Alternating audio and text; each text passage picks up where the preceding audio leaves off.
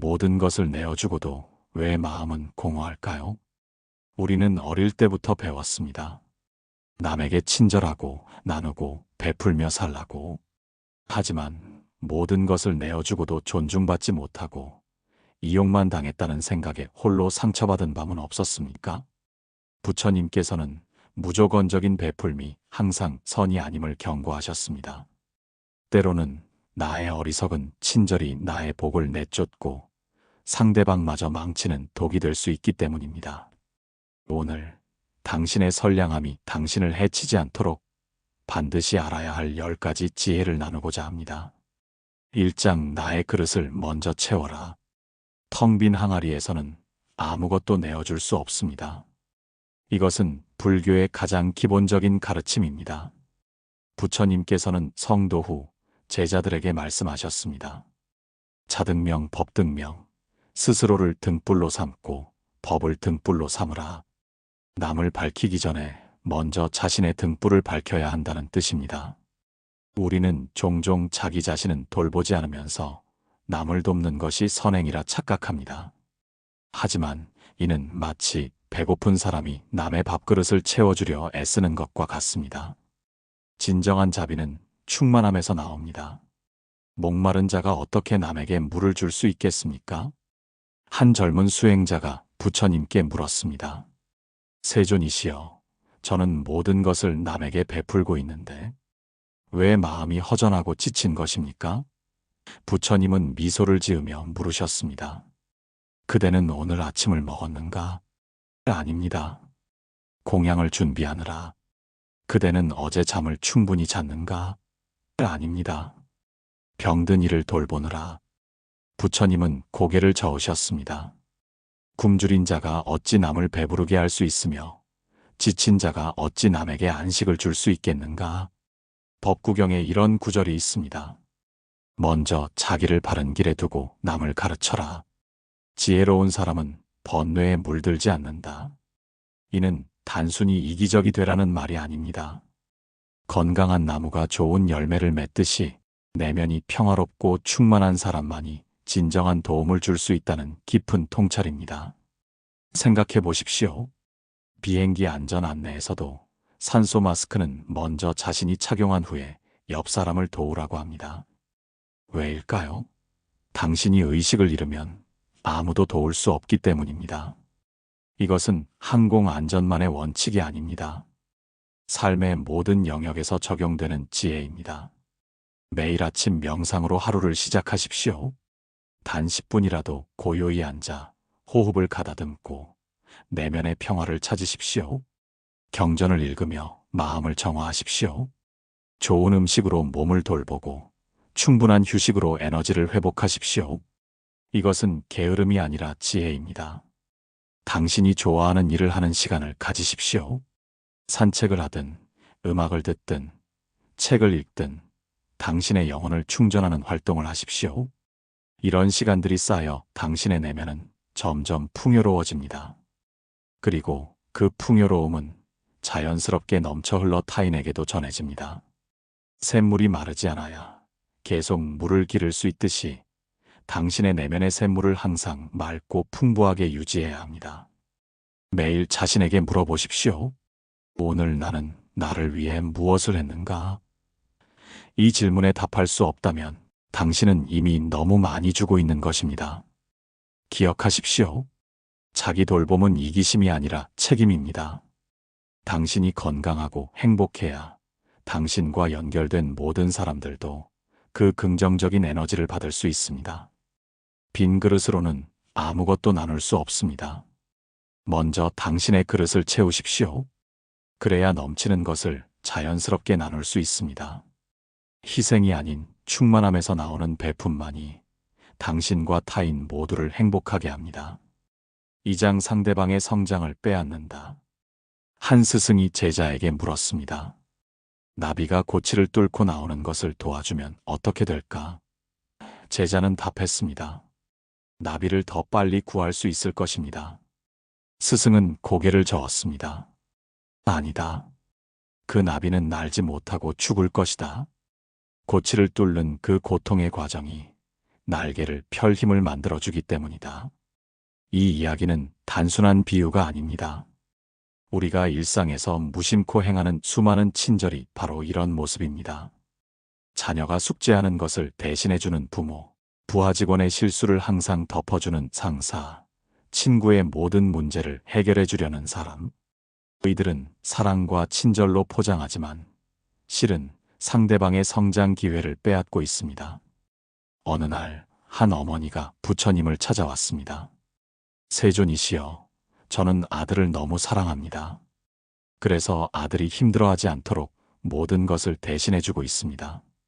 그런데 아들은 점점 나약해지고 제게 의존적이 되어갑니다. 어찌하면 좋겠습니까?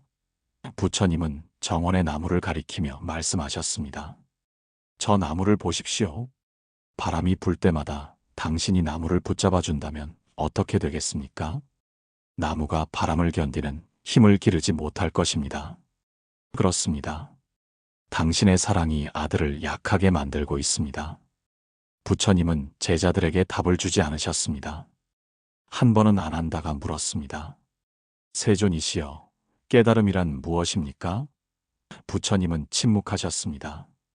안 한다가 다시 물었습니다. 왜 답을 주지 않으십니까? 그제야 부처님이 말씀하셨습니다. 내가 깨달은 것을 그대들에게 줄 수 있다면 얼마나 좋겠는가. 하지만 각자가 스스로 걸어야 할 길이다. 내가 답을 주면 그것은 나의 깨달음이지 그대의 깨달음이 아니다. 이것이 진정한 스승의 자비입니다. 물고기를 잡아주는 것이 아니라 잡는 법을 가르치는 것입니다. 더 나아가 때로는 물고기 잡는 법조차 가르치지 않고 스스로 배고픔을 느껴 방법을 찾아내도록 하는 것입니다. 실패는 최고의 스승입니다. 우리는 실패를 통해 배웁니다. 넘어져 봐야 일어서는 법을 배우고 아파봐야 조심하는 법을 익힙니다. 길을 잃어봐야 지도를 보는 법을 배우고 배고파봐야 음식의 소중함을 압니다. 당신이 모든 돌부리를 치워준다면 그는 평생 걷는 법을 제대로 배우지 못할 것입니다. 현명한 부모는 자녀가 넘어질 때 즉시 일으켜주지 않습니다. 잠시 지켜보며 스스로 일어설 기회를 줍니다. 물론 정말 위험한 상황에서는 개입하지만 작은 실패와 좌절은 성장의 영양분임을 알기 때문입니다. 이것은 냉정함이 아니라 진정한 사랑입니다. 직장에서도 마찬가지입니다. 부하 직원의 모든 실수를 상사가 수습해준다면 그 직원은 언제까지나 성장하지 못합니다. 실수할 기회를 주고 그 결과를 경험하게 하고 스스로 해결책을 찾도록 격려하는 것. 이것이 진정한 리더십입니다. 때로는 지켜보는 것이, 실패하도록 놔두는 것이 더 큰 사랑입니다. 물론 이것은 쉽지 않습니다. 사랑하는 사람이 고통받는 것을 보는 것은 우리 자신도 아프기 때문입니다. 하지만 그 고통이 그들을 강하게 만든다는 것을 기억해야 합니다. 상대방을 진정으로 아낀다면 그들이 스스로 강해질 기회를 주십시오. 당신의 과보호가 그들을 영원한 어린아이로 만들고 있지는 않은지 성찰해 보십시오. 진정한 사랑은 때로 한 걸음 물러서는 용기를 필요로 합니다. 삼장 하이에나를 불러 모은다. 부처님 시대에 이런 일화가 있습니다. 코살라국의 한 부자가 무조건적으로 보시를 했습니다. 그는 구하는 자에게는 무엇이든 주라는 가르침을 문자 그대로 따랐습니다. 누구든 와서 달라는 대로 주었습니다. 처음에는 진짜로 어려운 사람들이 왔습니다. 그러나 소문이 퍼지자 상황이 달라졌습니다. 얼마 지나지 않아 그의 집 앞에는 일하지 않고 구걸만 하는 사람들이 줄을 섰습니다. 그들은 아침부터 저녁까지 그의 집 앞에서 기다렸습니다. 심지어 자리를 차지하기 위해 서로 싸우기도 했습니다. 진정으로 도움이 필요한 사람들은 그 무리에 밀려 다가오지도 못했습니다. 더 심각한 일이 벌어졌습니다. 어떤 이들은 거짓으로 병든 척하고 불구인 척했습니다. 그들은 더 많은 동정을 받기 위해 자신의 아이들까지 이용했습니다. 부자의 재산은 빠르게 줄어들었고 정작 그의 보시로 자립한 사람은 한 명도 없었습니다. 오히려 더 많은 사람들이 일하기를 포기하고 그에게 의존하게 되었습니다. 이 소식을 들은 부처님은 제자들에게 말씀하셨습니다. 보시에도 지혜가 필요하다. 무분별한 베풀문 탐욕을 키우고 게으름을 조장한다. 이는 주는 자와 받는 자 모두에게 해가 된다.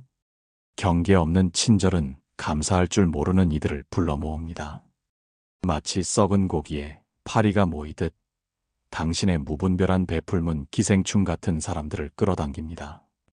그들은 당신의 친절을 약점으로 보고 당신의 베풀물 권리로 여깁니다.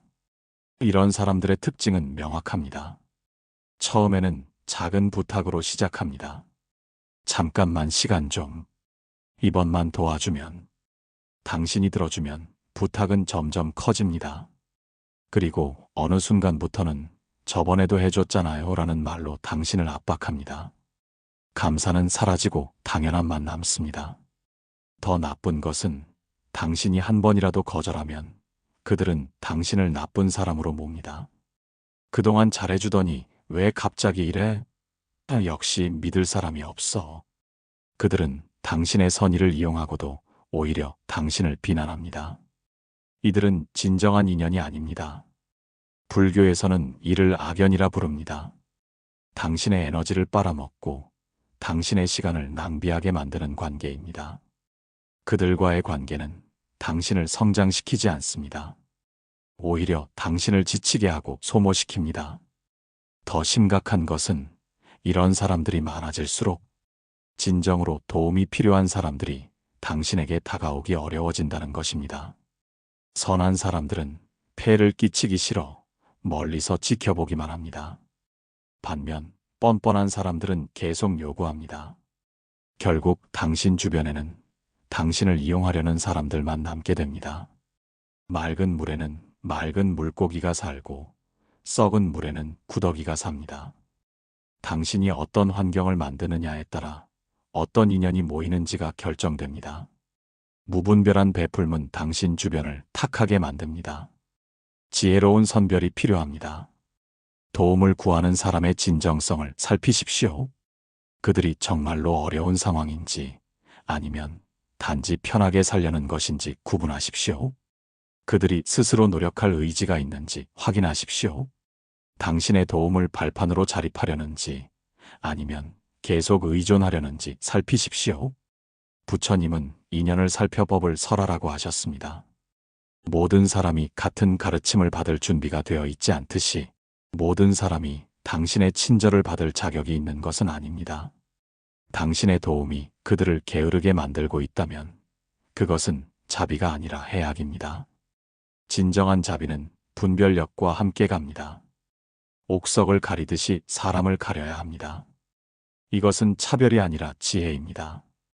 당신의 소중한 에너지를 아무에게나 낭비하지 마십시오. 그것을 진정으로 필요로 하고 감사할 줄 아는 사람에게 베푸십시오. 사장 착하다는 착각에 빠진다. 많은 사람들이 착각합니다. 거절하지 못하는 것을 착한 것으로 모든 요구를 들어주는 것을 자비로 여깁니다. 하지만 부처님은 말씀하셨습니다. 무명에서 나온 행동은 아무리 선해 보여도 고통을 낳는다. 한 젊은 비구니가 있었습니다. 그녀는 누구의 부탁도 거절하지 못했습니다. 새벽 예불 시간에도 다른 이의 일을 도왔고 공부 시간에도 남의 심부름을 했습니다. 사람들은 그녀를 가장 자비로운 비구니라고 불렀습니다. 어느 날 그녀가 병으로 쓰러졌습니다. 그동안 그녀의 도움을 받았던 사람들을 찾았지만 아무도 그녀를 돌보려 하지 않았습니다. 그들은 이미 다른 친절한 사람을 찾아 떠났습니다. 그녀는 비로소 깨달았습니다. 자신의 친절이 진정한 자비가 아니었음을. 스스로에게 물어보십시오. 내가 거절하지 못하는 진짜 이유는 무엇인가? 정말 상대방을 위한 마음인가? 아니면 미움받는 것이 두려워서인가? 착한 사람이라는 이미지를 유지하고 싶은 욕망은 아닌가? 우리는 어릴 때부터 착한 아이가 되라고 배웁니다. 착한 아이는 어른 말을 잘 듣고 양보를 잘하고 화내지 않습니다. 이런 조건부 사랑 속에서 우리는 착함을 생존 전략으로 선택합니다. 하지만 이것은 진정한 선함이 아닙니다. 두려움에서 나온 가면입니다. 이것은 아상입니다. 나라는 존재에 대한 집착, 타인의 인정을 받고자 하는 욕망입니다. 겉으로는 베푸는 것 같지만 실은 자신의 아집을 채우고 있는 것입니다. 이런 베풀문 순수하지 않습니다. 대가를 바라는 마음, 인정받고 싶은 마음이 숨어 있습니다. 나는 착한 사람이야라는 자아상에 집착할 때 우리는 진정한 자신을 잃어버립니다. 화가 나도 웃고 싫어도 좋은 척하고 거절하고 싶어도 받아들입니다. 이런 부조화는 내면에 독을 쌓습니다. 언젠가 그 독은 폭발합니다. 진정한 자비는 때로 단호함을 요구합니다. 잘못된 요구는 거절하고 상대방에게 도움이 되지 않는 일은 하지 않는 것. 이것이 진짜 착한 일입니다. 달콤한 독을 주는 것보다 쓴 약을 주는 것이 진정한 사랑입니다. 부처님도 항상 부드럽기만 하지 않으셨습니다. 제자들이 잘못된 길로 갈 때는 엄하게 꾸짖으셨습니다. 데바다타가 승단을 분열시키려 할 때는 단호하게 대처하셨습니다. 이것이 진정한 자비의 모습입니다. 상대방이 당장은 서운해하더라도 장기적으로 그들에게 도움이 되는 선택을 하는 것. 이것이 지혜로운 자비입니다. 아니오라고 말하는 것이 때로는 예라고 말하는 것보다 더 큰 사랑일 수 있습니다. 당신의 친절이 정말 친절인지 아니면 나약함의 변명인지 깊이 성찰해 보십시오. 거절을 두려워하는 마음 뒤에는 무엇이 숨어 있습니까? 혹시 어린 시절의 상처가 아직도 당신을 지배하고 있지는 않습니까? 진정한 강함은 필요할 때 아니오라고 말할 수 있는 용기에서 나옵니다. 모든 사람을 기쁘게 할 수는 없습니다. 그리고 그럴 필요도 없습니다. 중요한 것은 당신의 행동이 진정성에서 나오는가 하는 것입니다. 착한 사람이라는 감옥에서 나오십시오. 당신은 착하기 위해 태어난 것이 아닙니다. 당신은 진정한 자신이 되기 위해 태어났습니다. 그것이 때로는 단호하고 때로는 거절하는 모습일 수도 있습니다. 그것이 진정한 당신입니다. 5장 나 자신을 돌보지 않게 된다. 불살생계의 첫 번째 대상은 바로 자기 자신입니다. 남을 해치지 않는 것도 중요하지만 자신을 해치지 않는 것이 먼저입니다. 하지만 우리는 종종 이 순서를 뒤바꿉니다. 남을 돕느라 자신의 건강을 해치고 시간을 빼앗기고 마음의 평화를 잃습니다. 한 의사가 있었습니다. 그는 환자들을 너무나 사랑했습니다. 새벽부터 밤늦게까지 진료를 했고 주말에도 왕진을 다녔습니다. 식사 시간도 아껴가며 환자를 돌봤습니다. 사람들은 그를 성자 같은 의사라고 불렀습니다. 그러던 어느 날 그가 진료 중에 쓰러졌습니다. 과로로 인한 심장마비였습니다. 간신히 목숨은 건졌지만 더 이상 의사 일을 할 수 없게 되었습니다. 그의 환자들은 의사를 잃었고 그의 가족은 가장을 잃었습니다. 그의 무리한 희생이 결국 모두에게 큰 손실을 가져온 것입니다. 부처님도 극단적인 고행 끝에 깨달으셨습니다. 6년간의 고행으로 뼈만 앙상하게 남은 몸으로는 깨달음을 얻을 수 없었습니다. 우유죽을 먹고 기력을 회복한 후에야 보리수 아래에서 정각을 이루셨습니다. 몸을 학대하는 것은 깨달음의 길이 아니라고 하셨습니다. 중도의 가르침은 자신을 적절히 돌보면서도 타인을 배려하는 균형에 있습니다. 너무 자신만을 위하는 것도 문제지만 자신을 전혀 돌보지 않는 것은 더 큰 문제입니다. 비행기에서도 산소 마스크는 먼저 자신이 착용한 후 남을 도우라고 합니다. 당신이 쓰러지면 아무도 도울 수 없기 때문입니다. 타인의 문제를 해결하느라 자신의 삶을 방치하는 것은 미덕이 아닙니다. 당신에게도 꿈이 있고 해야 할 일이 있고 지켜야 할 건강이 있습니다. 이것들을 포기하면서까지 남을 돕는 것이 과연 지혜로운 일일까요? 당신의 꿈은 어디에 있습니까? 당신의 건강은 어떻습니까? 당신의 행복은 누가 책임집니까?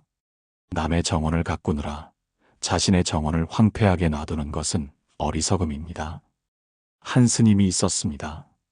그는 신도들의 모든 요청을 다 들어주려 애썼습니다. 법회도 하고 상담도 하고 집안 대소사에도 참석했습니다. 그러다 보니 정작 자신의 수행 시간은 없었습니다.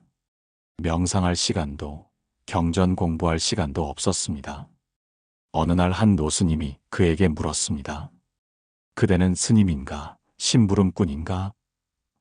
그제야 그는 자신이 본분을 잃었음을 깨달았습니다. 자기 돌봄은 여러 차원에서 이루어져야 합니다. 먼저 육체적 건강입니다. 충분한 수면, 균형 잡힌 식사, 적절한 운동. 이것들은 사치가 아니라 필수입니다. 몸이 건강해야 마음도 건강합니다. 병든 몸으로는 자비를 실천하기 어렵습니다. 정신적 건강도 중요합니다. 스트레스를 관리하고 마음의 평정을 유지해야 합니다. 매일 명상 시간을 갖고 좋은 책을 읽고 자연 속을 걷는 시간을 가지십시오. 이런 시간들이 당신의 정신을 맑게 합니다. 감정적 돌봄도 필요합니다. 당신도 인간입니다. 때로는 슬프고 화나고 지칠 수 있습니다. 이런 감정들을 억누르지 말고 인정하고 돌보십시오. 필요하다면 전문가의 도움을 받는 것도 지혜입니다. 사회적 관계도 돌봐야 합니다. 당신에게 힘이 되는 관계는 유지하고 당신을 소모시키는 관계는 정리하십시오. 진정한 친구들과 시간을 보내고 가족과의 관계를 소중히 하십시오. 이들이 당신의 든든한 지원군입니다. 영적인 돌봄도 잊지 마십시오. 당신의 영혼을 풍요롭게 하는 활동을 하십시오. 기도든 명상이든 예술 활동이든 당신의 내면을 충전하는 시간을 가지십시오. 이것이 당신을 지탱하는 힘이 됩니다. 매일 자신을 위한 시간을 가지십시오. 하루 30분이라도 온전히 자신만을 위한 시간을 확보하십시오. 이 시간에는 누구의 방해도 받지 말고 오직 자신이 좋아하는 일을 하십시오. 이것은 이기심이 아니라 필수입니다. 자신을 사랑하지 못하는 사람이 어떻게 남을 사랑할 수 있겠는가? 이것은 부처님의 가르침입니다. 자기 사랑은 나르시시즘이 아닙니다. 그것은 건강한 자기 존중이고 자기 돌봄입니다. 이것이 모든 사랑의 출발점입니다. 건강하고 행복한 당신만이 타인에게도 건강하고 행복한 에너지를 전할 수 있습니다. 메마른 샘에서는 물을 기를 수 없듯이 지친 당신은 누구에게도 힘이 될 수 없습니다. 자기 돌봄은 모든 자비의 출발점입니다. 당신이 행복해야 합니다. 당신이 건강해야 합니다. 당신이 평안해야 합니다. 그래야 당신과 만나는 모든 사람들도 그 긍정적인 에너지를 받을 수 있습니다. 자신을 돌보는 것은 가장 기본적인 자비의 실천입니다. 6장 돌아오지 않는 선의에 상처받는다. 내가 이만큼 해줬는데 이 말이 나온다면 당신의 베풀문 이미 순수하지 않습니다. 진정한 보시는 삼륜공적이어야 합니다. 주는 나도 받는 이도 주는 것도 모두 공함을 아는 것. 하지만 우리의 어리석은 친절은 늘 회수를 기대합니다. 한 부자가 있었습니다. 그는 많은 사람들을 도왔습니다. 학생들에게는 장학금을 주고 가난한 이들에게는 생활비를 지원했습니다. 그는 늘 자신이 도운 사람들의 명단을 적어두었습니다. 그리고 그들이 성공하면 찾아와 감사 인사를 할 것이라 기대했습니다. 세월이 흘렀습니다. 그가 도운 학생들은 훌륭한 사람이 되었고 가난했던 이들도 자립했습니다. 하지만 찾아오는 사람은 거의 없었습니다. 부자는 분노했습니다. 배은망덕한 놈들. 내가 없었다면 지금의 너희도 없었을 텐데. 그의 마지막 날들은 원망과 분노로 가득했습니다. 법구경에 이런 말씀이 있습니다. 선행을 하고 후회하는 것은 진정한 선행이 아니다. 우리가 베풀고 나서 서운함을 느낀다면 그것은 베풀미 아니라 거래였던 것입니다. 감사를 기대하고 보답을 바라고 인정을 원했던 것입니다. 베풀매 대가를 기대하는 마음은 어디서 올까요? 그것은 나라는 존재에 대한 집착에서 옵니다. 내가 이렇게 대단한 일을 했으니 인정받아야 해. 내 희생을 알아줘야 해. 이런 마음이 숨어 있습니다. 하지만 이것은 베풀미 아니라 투자입니다. 그리고 모든 투자가 그렇듯 때로는 손실을 봅니다. 무상의 진리를 기억하십시오. 모든 것은 변하고 흘러갑니다. 당신이 준 것도, 그들의 감사도, 모든 것이 구름처럼 지나갑니다. 오늘 감사하던 사람이 내일은 당신을 잊을 수 있습니다. 이것이 삶의 실상입니다. 집착하지 마십시오. 한 스님이 제자에게 가르쳤습니다. 강물에 꽃을 띄우듯이 베풀어라. 꽃이 어디로 흘러가든 누가 그것을 줍든 상관하지 말고 내가 할 일은 그저 띄우는 것뿐이다. 이것이 진정한 베풀매 자세입니다. 씨앗을 뿌리는 농부가 매일 싹이 났는지 확인하며 조바심 내지 않듯이 베풀매 결과에 집착하지 마십시오.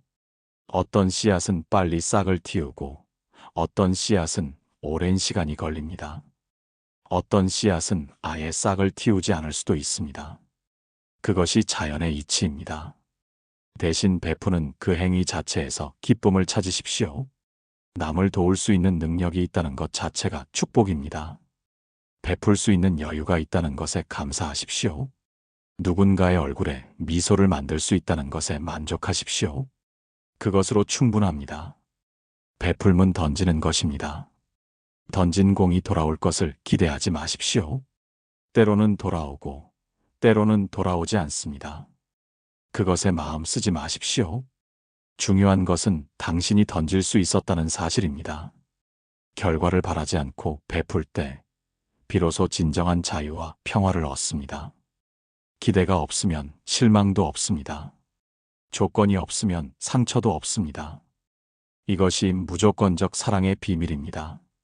그리고 놀랍게도 그런 순수한 베풀문 언젠가 예상치 못한 방식으로 복이 되어 돌아옵니다. 당신이 도운 사람에게서가 아니라 전혀 다른 곳에서 전혀 다른 모습으로 돌아옵니다. 우주의 법칙은 공정합니다. 당신이 뿌린 선한 씨앗은 반드시 열매를 맺습니다. 다만 그 시기와 방법을 우리가 정할 수 없을 뿐입니다. 그러니 베풀고 잊으십시오. 주고 놓으십시오. 도와주고 떠나십시오. 이것이 진정한 보살의 길입니다. 당신의 선행이 어떤 결과를 가져올지는 우주에 맡기십시오. 당신은 그저 선한 마음으로 계속 베풀기만 하면 됩니다. 7장 2년의 경계를 무너뜨린다. 절의 담장은 속세와 단절하기 위함이 아닙니다. 수행의 공간을 지키고 청정한 기운을 보호하기 위함입니다. 우리의 삶에도 이런 건강한 경계가 필요합니다. 모든 문을 활짝 열어놓는 것이 자비가 아닙니다. 한 젊은 보살이 있었습니다. 그녀는 모든 중생을 품어야 한다는 가르침을 극단적으로 해석했습니다. 집의 문을 항상 열어두고 누구든 들어와 쉴 수 있게 했습니다. 밤낮 구분 없이 찾아오는 사람들을 맞았습니다. 자신의 시간, 공간, 사생활을 모두 내어주었습니다. 처음에는 진정으로 도움이 필요한 사람들이 왔습니다. 하지만 시간이 지나자 상황이 변했습니다. 어떤 이들은 그녀의 집을 무료 숙소로 이용했고 어떤 이들은 냉장고를 뒤지고 물건을 가져갔습니다. 심지어 그녀가 자는 동안 귀중품을 훔쳐가는 일도 있었습니다. 그녀는 지쳐갔고 결국 모든 것을 포기하고 떠났습니다. 부처님도 제자들과 적절한 거리를 유지하셨습니다. 왕자의 신분을 버리고 출가했지만 거린처럼 행동하지 않으셨습니다. 위엄과 품격을 유지하며 가르침을 전하셨습니다.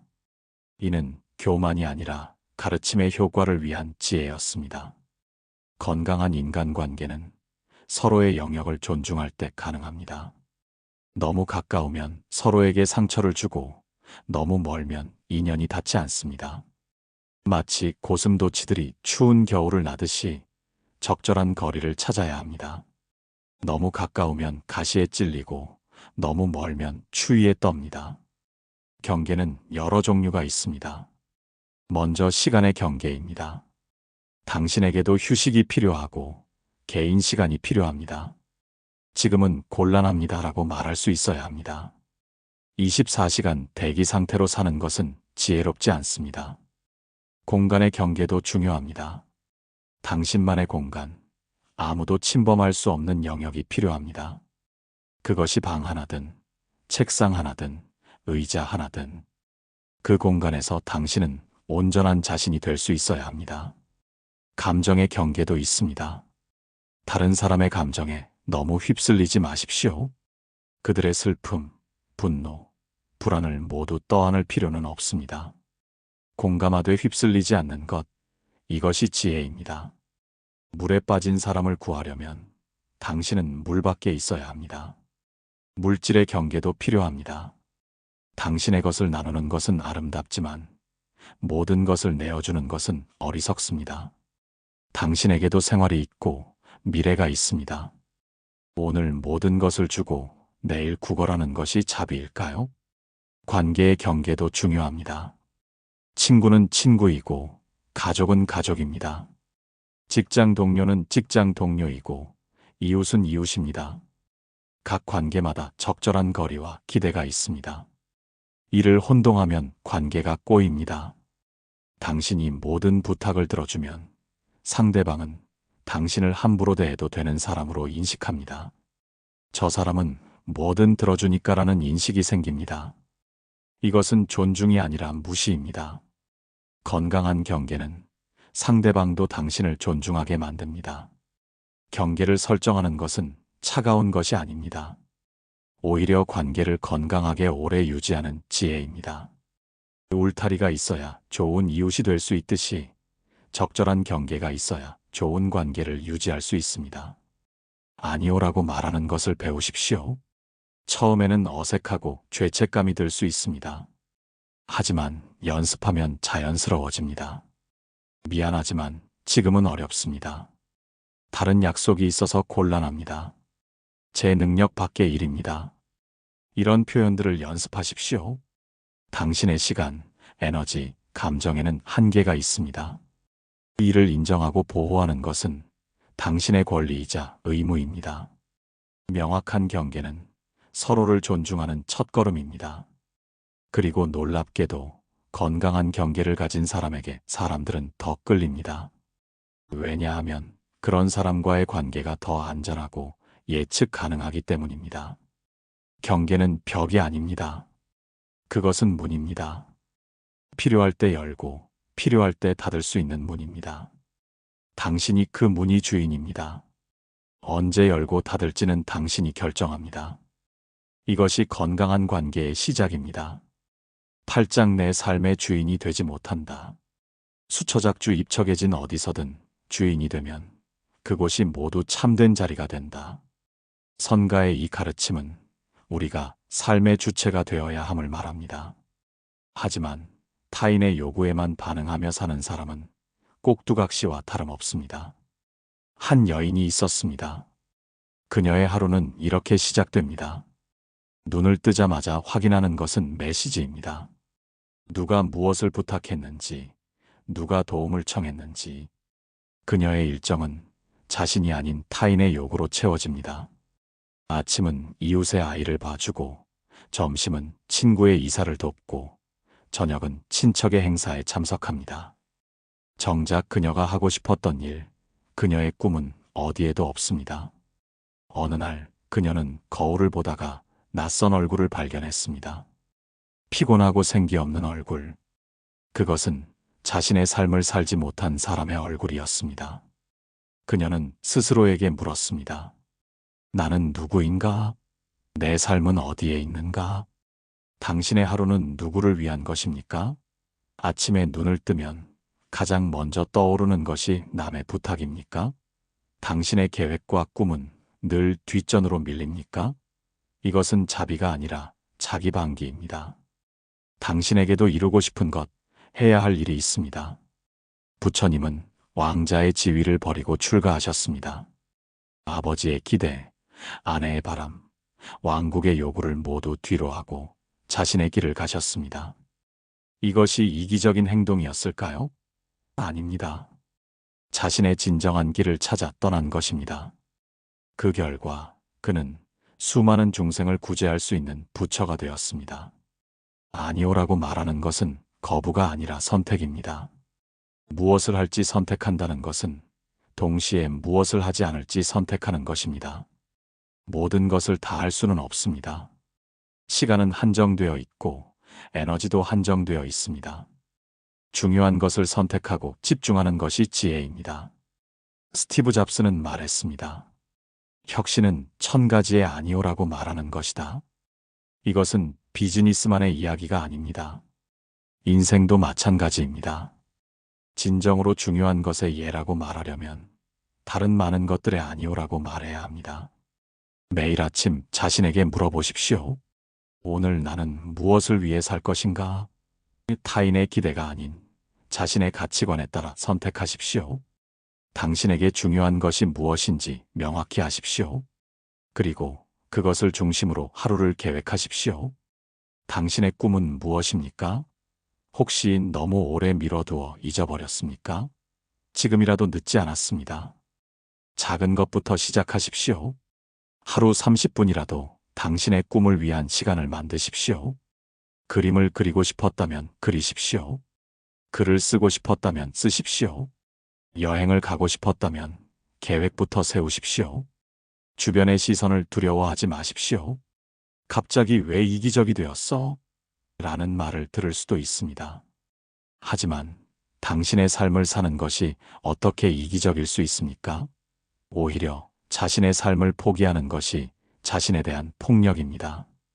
당신이 진정으로 행복하고 충만할 때 그 에너지는 주변에도 전달됩니다. 억지로 짜낸 친절보다 진정한 기쁨에서 나오는 작은 미소가 더 큰 힘을 가집니다. 당신이 당신의 삶을 사랑할 때 그 사랑은 자연스럽게 흘러넘칩니다. 일본의 다도 정신 중에 일기일회가 있습니다. 한 번의 만남을 소중히 하라는 뜻입니다. 하지만 가장 중요한 만남은 자기 자신과의 만남입니다. 매일 자신과 만나고 자신의 목소리를 듣고 자신의 꿈을 확인하십시오. 당신의 삶은 당신의 것입니다. 그 누구도 대신 살아줄 수 없습니다. 부모도, 배우자도, 자녀도, 친구도 당신의 삶을 대신 살 수 없습니다. 오직 당신만이 당신의 삶을 살 수 있습니다. 그리고 그것은 권리가 아니라 의무입니다. 주인의식을 가지십시오. 당신의 시간, 당신의 선택, 당신의 삶에 대한 주인이 되십시오. 그것이 때로는 타인의 기대와 충돌할 수 있습니다. 하지만 그것을 감수하십시오. 당신의 진정성 있는 삶이 궁극적으로는 모두에게 더 큰 선물이 됩니다. 매일 밤 잠들기 전에 자신에게 물어보십시오. 오늘 나는 내 삶을 살았는가? 만약 대답이 아니오라면 내일은 다르게 살기로 결심하십시오. 한 번에 모든 것을 바꿀 필요는 없습니다. 작은 것부터, 할 수 있는 것부터 시작하십시오. 그렇게 조금씩 당신의 삶을 되찾으십시오. 구장 베풀매 진정한 의미를 잃는다. 야광보살은 모든 약초를 알았지만 병자에게 필요한 약만 주었습니다. 같은 약도 어떤 이에게는 약이 되고 어떤 이에게는 독이 됩니다. 진정한 자비는 상대방에게 진짜 필요한 것을 아는 지혜에서 시작됩니다. 한 아버지가 있었습니다. 그는 아들을 너무나 사랑했습니다. 아들이 원하는 것은 무엇이든 주었습니다. 값비싼 장난감, 최신 전자기기 용돈. 아들이 실수를 해도 꾸짖지 않았고 잘못을 해도 덮어주었습니다. 그는 이것이 사랑이라고 믿었습니다. 아들은 성인이 되었지만 아무것도 할 줄 아는 게 없었습니다. 일을 해본 적도 없고 책임을 져본 적도 없었습니다. 작은 어려움에도 쉽게 포기했고 모든 것을 아버지에게 의존했습니다. 아버지가 세상을 떠나자 아들은 완전히 무너졌습니다. 아버지의 잘못된 사랑이 아들을 무능력자로 만든 것입니다. 알코올 중독자에게 술을 주는 것이 친절일까요? 도박 중독자에게 돈을 빌려주는 것이 자비일까요? 게으른 사람에게 모든 것을 대신해 주는 것이 사랑일까요? 때로는 단호한 거절이 불편한 진실을 말하는 것이 더 큰 자비입니다. 부처님은 제자들에게 늘 기쁜 말만 하지 않으셨습니다. 때로는 호되게 꾸짖고 때로는 침묵으로 가르치셨습니다. 각자의 근기와 상황에 맞는 가르침을 주셨습니다. 교만한 자에게는 겸손을, 나태한 자에게는 정진을, 의심 많은 자에게는 신심을 가르치셨습니다. 이것이 진정한 자비의 모습입니다. 한 번은 한 제자가 계속 같은 실수를 반복했습니다. 다른 제자들은 그를 감싸주었지만 부처님은 엄하게 꾸짖으셨습니다. 얼마나 더 같은 실수를 반복할 것인가? 그대의 게으름이 그대를 윤회의 수레바퀴에 묶어두고 있다. 제자는 충격을 받았지만 그날 이후 진정으로 변화하기 시작했습니다. 상대방의 단기적 만족이 아닌 장기적 행복을 생각해야 합니다. 아이가 사탕을 달라고 해도 밥을 먹이는 것이 부모의 사랑입니다.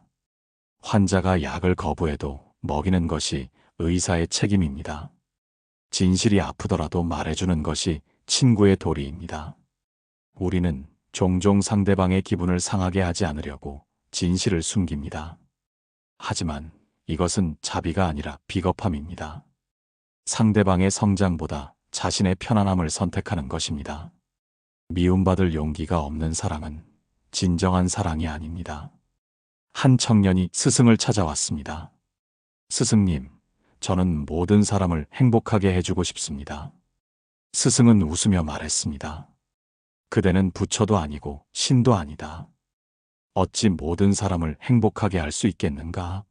그대가 할 수 있는 것은 진실을 말하는 것뿐이다. 그것을 받아들일지 말지는 그들의 선택이다. 베풀매의 진정한 의미는 상대방의 성장과 행복을 돕는 것입니다. 그것이 때로는 물질적 도움일 수도 있고 때로는 따뜻한 위로일 수도 있습니다. 하지만 때로는 단호한 거절일 수도 있고 아픈 충고일 수도 있습니다. 중요한 것은 그 행동의 동기가 진정으로 상대를 위한 것인가 하는 점입니다. 의사가 환자에게 담배를 끊지 않으면 죽습니다라고 말하는 것은 잔인한가요? 아닙니다. 그것은 환자를 살리려는 진정한 관심입니다. 우리도 때로는 이런 직설적인 사랑이 필요합니다. 포장하지 않은 진실, 꾸미지 않은 조언이 때로는 가장 큰 선물입니다. 당신의 베풀미 정말 상대방을 위한 것인지 성찰하십시오. 그들이 원하는 것과 필요한 것은 다를 수 있습니다. 표면적인 요구 뒤에 숨은 진짜 필요를 보십시오. 외로운 사람에게는 돈보다 따뜻한 관심이 필요하고 게으른 사람에게는 도움보다 동기부여가 필요합니다. 진정한 자비는 분별력을 요구합니다. 언제 주고 언제 거절할지, 언제 도와주고 언제 스스로 하게 할지, 언제 위로하고 언제 충고할지를 아는 지혜. 이것은 하루아침에 생기지 않습니다. 많은 경험과 성찰을 통해 길러집니다. 매 순간 자신에게 물어보십시오. 지금 내가 하려는 이 행동이 정말 상대를 위한 것인가? 아니면 나의 편안함을 위한 것인가? 이 질문에 정직하게 답할 수 있을 때 당신의 베풀문 진정한 자비가 됩니다. 십장옥과 도를 구분하라. 보석상인은 진짜 옥과 가짜를 구분하는 안목을 가지고 있습니다. 수년간의 경험으로 단번에 진품과 가품을 구별합니다. 우리도 인연을 볼 때 이런 지혜가 필요합니다.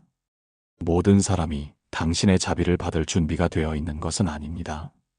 부처님도 말씀하셨습니다. 인연 없는 중생은 제도할 수 없다. 이는 차별이 아니라 현실을 인정하는 지혜입니다. 씨앗을 뿌려도 땅이 준비되지 않으면 싹이 트지 않듯이 받을 준비가 안 된 사람에게 주는 것은 낭비입니다. 어떤 이들은 고통을 좋아합니다.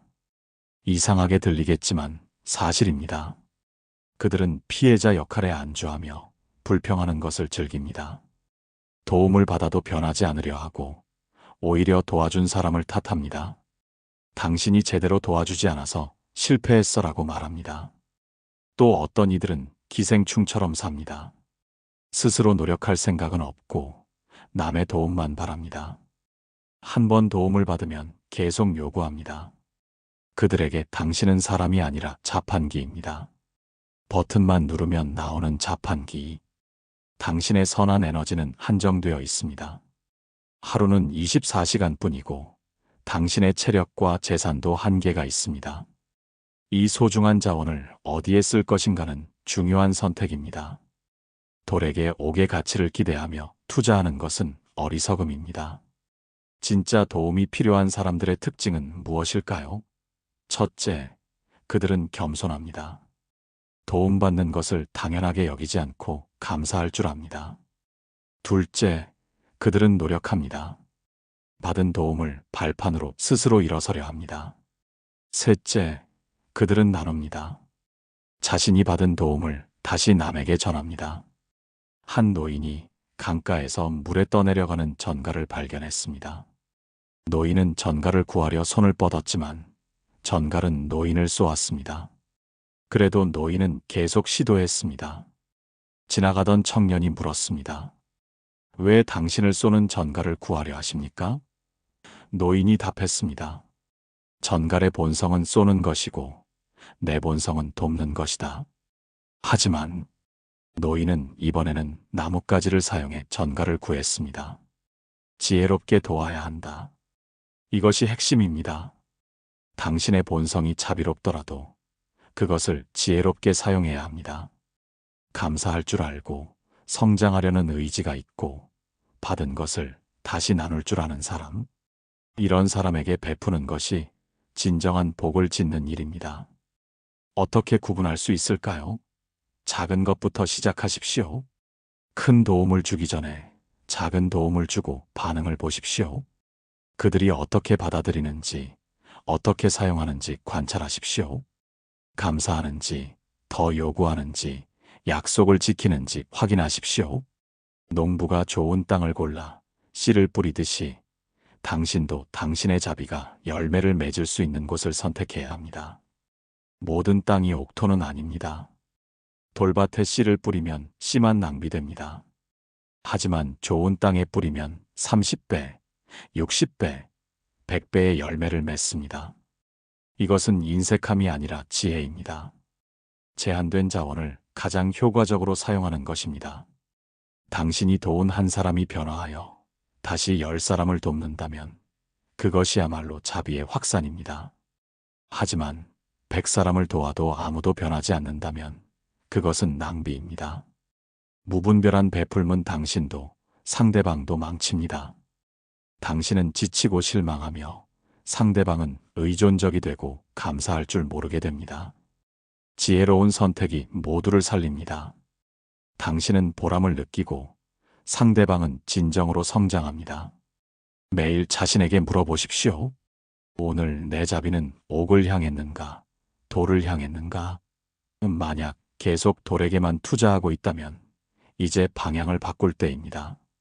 당신의 선한 에너지는 너무나 귀중해서 아무 곳에나 쓸 수 없습니다. 그것이 진정으로 빛날 수 있는 곳에 사용하십시오. 부처님의 제자 중에 앙굴리말라가 있었습니다. 999명을 죽인 살인마였지만 부처님은 그에게서 변화의 가능성을 보셨습니다. 반면 부처님의 사촌 데바다타는 많은 가르침을 받고도 끝내 변하지 않았습니다. 겉모습이 아니라 내면의 가능성을 보는 것, 이것이 진정한 지혜입니다. 당신의 자비가 진정으로 세상을 밝히기를 원한다면 그것을 받아 다시 빛낼 수 있는 사람에게 주십시오. 그것이 자비의 불씨를 퍼뜨리는 가장 지혜로운 방법입니다. 오늘 당신의 친절은 옥을 향했습니까? 아니면 돌을 향했습니까?